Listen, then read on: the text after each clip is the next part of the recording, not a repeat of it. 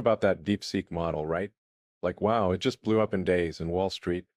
Total panic mode. Microsoft down 3.5%. Amazon, oh boy, first hour, bam, minus 0.24%. Oracle dropped 8%. Nvidia, a massive 17% crash. And get this, $589 billion in market value just poof, gone. 嗨嗨嗨！欢迎大家来到果果的新闻频道。本期重要看点：2025年1月，一个中国 AI 模型横空出世，微软暴跌3.5%，亚马逊开盘就崩，英伟达单日蒸发5890亿美元，这是美股史上最大的单日市值蒸发。更可怕的是什么？这不是第一次了。1994年，德国工程师嘲笑中国，你们100年也造不出盾构机。结果8年后，中国不仅造出来了，还把价格打到了对方的零头，直接让德国产品卖不出去。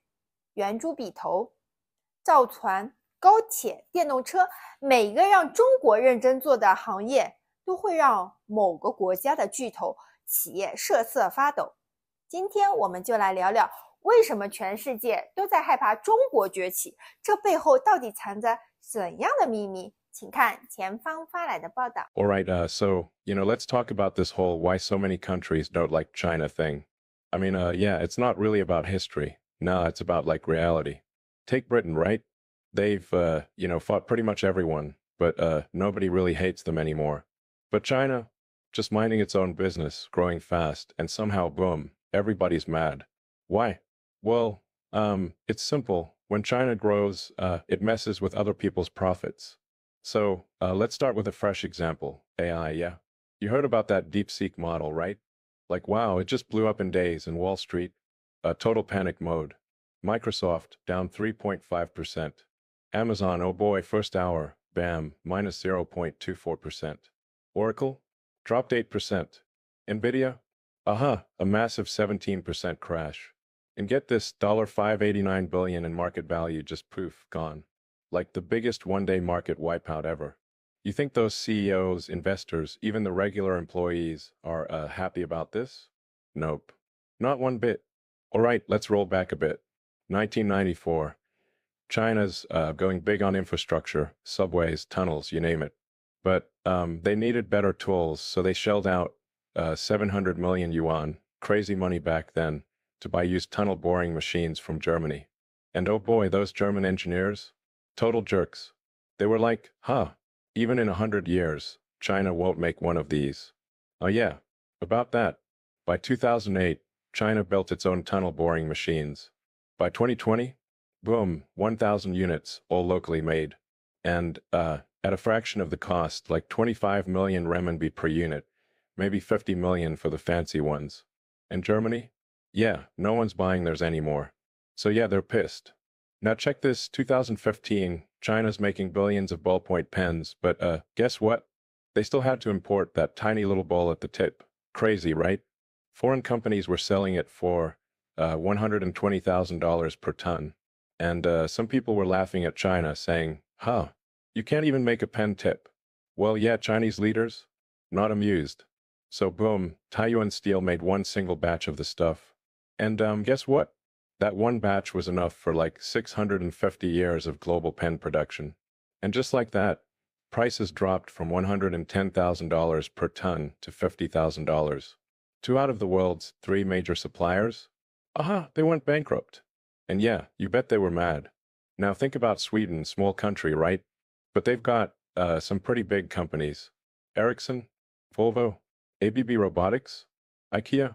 Yeah, China's putting massive pressure on every single one of them. Like, who even buys Ericsson phones anymore? China's domestic market alone is big enough to wipe them out. And 5G? China's running the show, and Ericsson's losing market share everywhere. Same with Nokia, Samsung, all those guys. Volvo used to be a big deal, right? But now, the Chinese brands, Geely, Great Wall, they made Volvo unviable and finally had to be bought out by China's Geely. ABB Robotics used to dominate Asia, but now, Chinese companies such as Airfort, Huazhou and Gree have long since broken ABB's dominant position in the Asian market and are also overwhelmingly competitive in terms of price. Then like, yeah, about IKEA. You know, it used to be the king of home furniture retail in China. I mean, it was the go-to place. But well, Chinese brands like Quan Yu, Sophia, and Chumei, they kind of just boom, took off. And IKEA? Well, they had to, rethink their whole strategy. Like, wow, that's tough, right?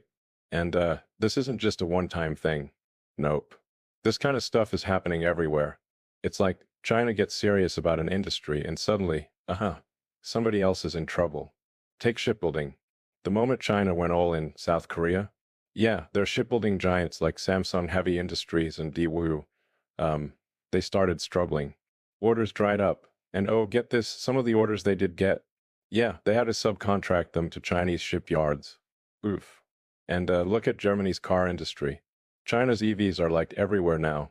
And BMW, Volkswagen, Mercedes, yeah, they're gas-powered cars, not selling like they used to. And solar panels? Yeah, China's solar industry is like massive now. Meanwhile, Western solar companies, they're kind of, not doing great. Oh, and home appliances? Like, remember when Japanese brands like Panasonic, Toshiba, and Sharp ruled the market? Yeah, well now, they're struggling to keep up with Chinese brands. Motorcycles? Yup. China figured out electric two-wheelers, and India, Vietnam, and even Japan's big guys, Yamaha, Honda, they're all feeling the heat. And high-speed rail? Like, wow. China's train tech is so good now that countries are just, choosing China over France's Alstom or Japan's fancy bullet trains. Oh, real talk. Oh, and drones? Yeah, China's DJI basically owns the consumer drone market. And the US and Israel? Yeah, they're drone makers. Not super happy about that. We even tried, banning DJI just to like give our own companies a fighting chance. So yeah, basically when China steps into a market, things change fast. And, for regular folks, this is great. Lower prices, more choices, all that. But for the people running these industries, yeah, not so much. Like they either got to compete or, just not exist anymore. And here's the thing, when you mess with people's money, oh boy, they do not like you. I mean, nobody wants to work harder if they don't have to, right? And before, a lot of these companies were just kind of, coasting. But now, China's making them actually try. And they hate that. That's why you don't see a lot of people hating on the UK. I mean, yeah, they used to like invade everyone, but now they're just kind of there. Not a threat. So, nobody really cares. Same thing with China in the past. Back when China was weak. Nobody hated China. I mean, yeah, they bullied China, but no hate. But now China's a competitor. That's why people don't like China. Meanwhile, countries in the Middle East, South America, and Africa, yeah, they love China. Why? Because like China isn't crushing their industries. They just bring in affordable products, build stuff, and don't cause problems. But at the end of the day, does it really matter if some people don't like China? Not really. What matters is strength. As far as I know, the Chinese people don't really care about this. 马斯克这段发言揭示了一个残酷的商业真相。各国对中国的担忧本质上是经济竞争焦虑，而非历史恩怨。中国的牛掰之处在于其系统性的产业颠覆能力。中国的三大杀手锏：一、技术突破的速度，从被嘲笑100年也造不出盾构机，到8年自主生产，再到垄断市场，从进口圆珠笔头到一批产量够全球用650年，这种被卡脖子、攻克技术、产能过剩、价格腰斩的循环，让西方企业猝不及防。DeepSeek 让英伟达单日蒸发5890亿美元，就是最新案例。二、规模效应的碾压，14亿人口的内需市场本身就是护城河。爱立信、诺基亚、宝马等巨头发现，即便不谈海外，光是失去中国市场就足以致命。吉利收购沃尔沃，中国品牌挤压宜家，证明了本土企业先占领国内，再出口反攻的降维打击。三、全产业链整合，从造船到光伏，从家电到高铁，中国一旦认真做某个行业，就会打通上下游，把成本压到对手绝望。韩国造船厂不得不把订单外包给中国，德国车企在电动化转型中失速，都是产业链优势的体现。为何令人害怕？因为这不是零和博弈中的小打小闹哦，而是存量市场的生死置换。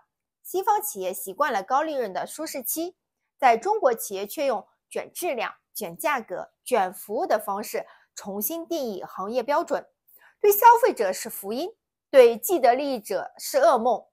这就是为什么发展中国家欢迎中国带来实惠，而发达国家焦虑动了蛋糕。最终答案，实力决定话语权。